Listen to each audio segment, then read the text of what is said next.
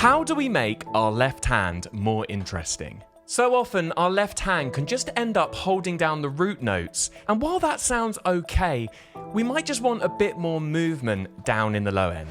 One of the things I do to give my left hand some new musical ideas is to transcribe bass players, and this has dramatically improved my playing. And in this video, I'm going to break down an iconic bass line and show you how it can completely transform your left hand. Let's dive in. Hello, welcome back to the Keys Coach YouTube channel. My name's Adam and thank you so much for clicking on this video.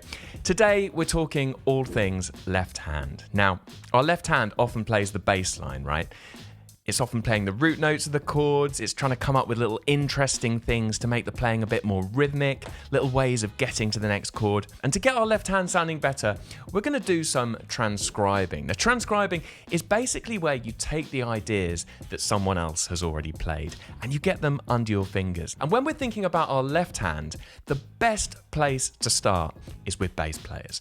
Bass players spend their whole time thinking about bass lines. Now, over the years, I've transcribed loads of different bass players. People like James Jamerson, the king of Motown. He's played on so many iconic Motown recordings. Esperanza Spalding, the amazing double bass player and singer. And also Verdine White, the incredible bass player in Earth, Wind and Fire. And I've just listened to what they play, and I've got it into my left hand, exactly the notes and how they play them. And today I'm going to do just that. So I'm going to break down an iconic bass line that you will know. It's the song Lovely Day by Bill Withers. Now, this bass line was originally played by Jerry Knight. This is such an upbeat, uplifting song, and I'm going to take you through that bass line that kicks the whole song off. Now, this intro is based around a repeated rhythm that happens several times, okay? A little short, little kind of hook. That's the rhythm. And it happens several times over the course of the intro. As piano players, we can often get bogged down in the notes we should be playing, but actually the rhythm drives everything. And so often when we're learning, if we've got the rhythm down, it makes it so much easier to then go and learn the notes because that rhythm is really locked in. I'm going to play that intro. I've created a little backing track. I'm going to play that intro and we're going to see how many times that little hook, that little... Let's see how many times that comes back.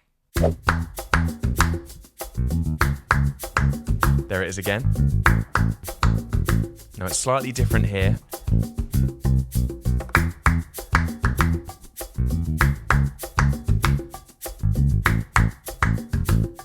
And then it's slightly different again.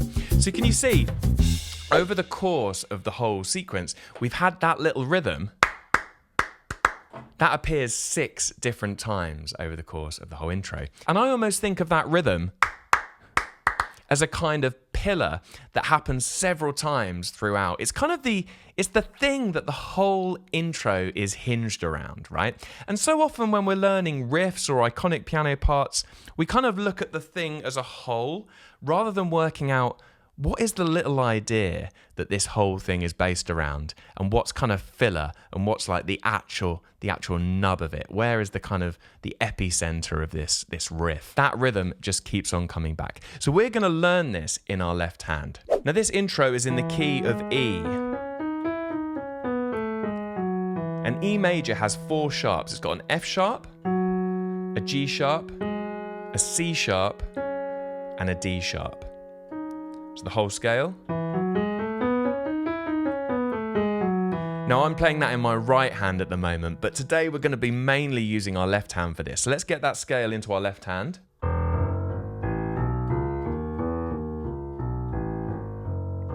I know some people have been asking some questions in the comments about the fingers they should be using when they play these scales. So for the key of E, straight up, and then you go finger 3 over. And then back, and then it's thumb under on the way down. When you're working out a song, it's a really good idea to get the scale of the key really secure because it's going to make working out those notes in the melody, in the riff, in the chord so much easier. So here's the first couple of bars of the bass line.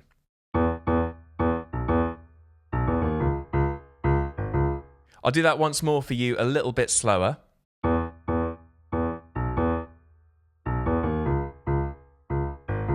Now the next part, we actually have to move our hand. So I'm actually going to move my third finger onto this G sharp. Okay, so it's like a hand position move. And the next section is going to go like this.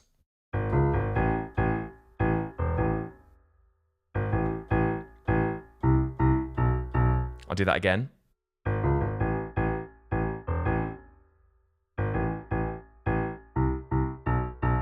I'll play the whole thing, and I'm just going to click along with my right hand. I've done this in some previous videos, and it's such a good way to get kind of independence between your hands. Okay, it really gets, this is keeping the kind of tempo, and your left hand is playing the bass line. I know I could get a metronome, but there's something about doing it yourself that really helps kind of separate that out. It's really good. Okay, let's try it.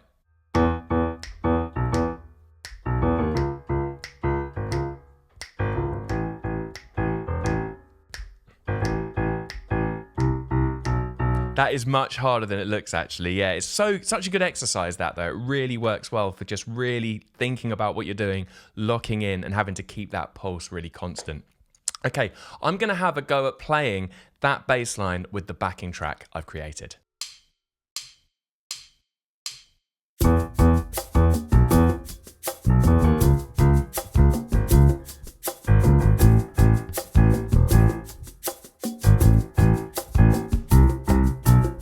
I'm covering a lot of ground here, and I want you to be able to practice all of these things at home. So I've put together a free PDF lesson book which contains the notation for all of the different exercises I'm covering in today's video. It also contains all the backing tracks as well, so you can really get all of this amazing, iconic, lovely day intro into your playing. So yeah, you can go and download that. The link is down in the video description. Now, when the intro repeats, it's very slightly different at the end. This is what we played the first time through.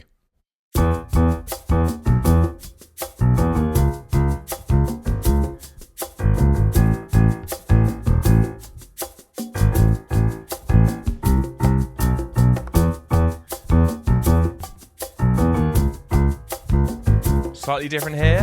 Here we go.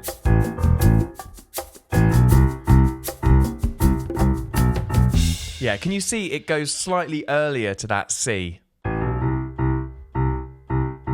Second time we go through it. Okay, I'm going to have a go at playing it with the faster version of the backing track now. See if you can play along.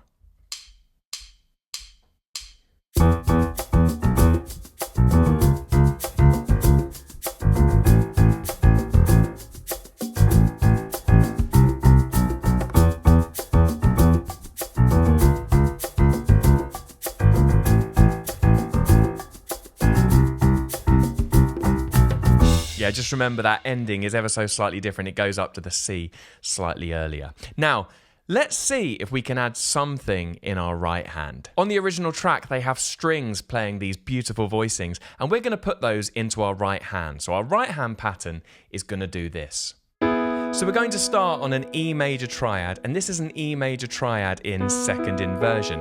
And we're going to alternate between E and B. So we're going to go... See that? And the actual switch happens on the 4E and So I'll show you. 1, 2, 3, 4E and That's where it happens. That's that switch. I'll do it again.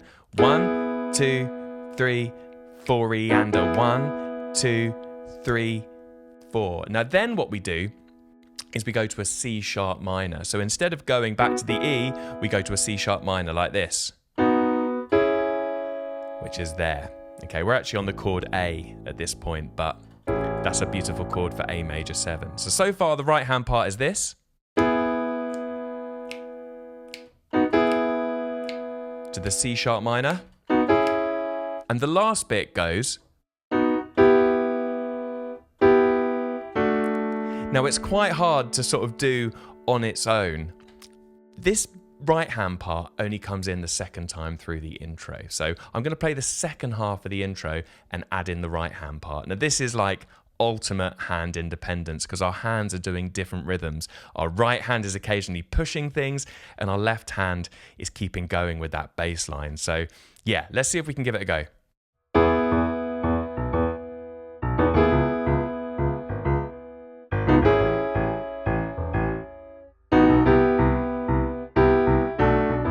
It's so much more difficult than it looks doing that. The kind of coordination there between the right hand part and the sort of syncopated left hand. It's so challenging, but what you're really doing is you're developing the language your left hand plays. And you'll find the more you do this with interesting bass lines, the more you'll find your left hand playing rhythms that you never used to play. Let's have another go at doing that, but this time let's do it with the slow version of the backing track. And remember that your right hand only comes in halfway through. So it starts off just the left hand bass line on its own, then we add the right hand.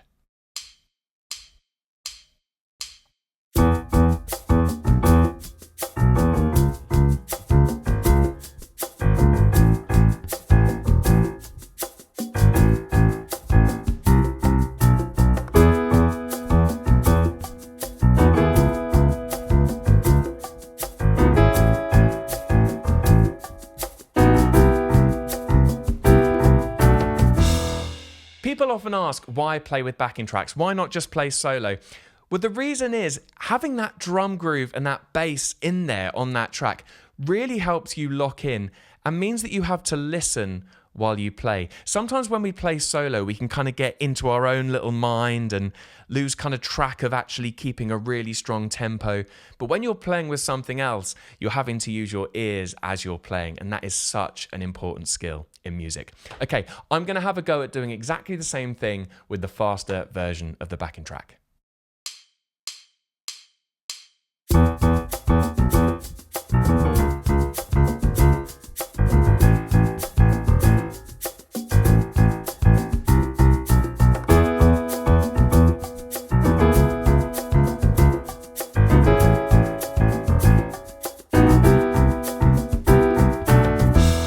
If you get this incredible intro under your fingers, you're going to notice so many shifts in your playing. Things like your left hand is going to come up with new ideas that it didn't used to come up with. New ideas for rhythms, not just notes. You're working on hand independence, syncopation, so many of the essential elements you're working on here of what it takes to be a piano player. So I hope you found it useful. And if you're looking for another video to take your playing to the next level, check out this video right here.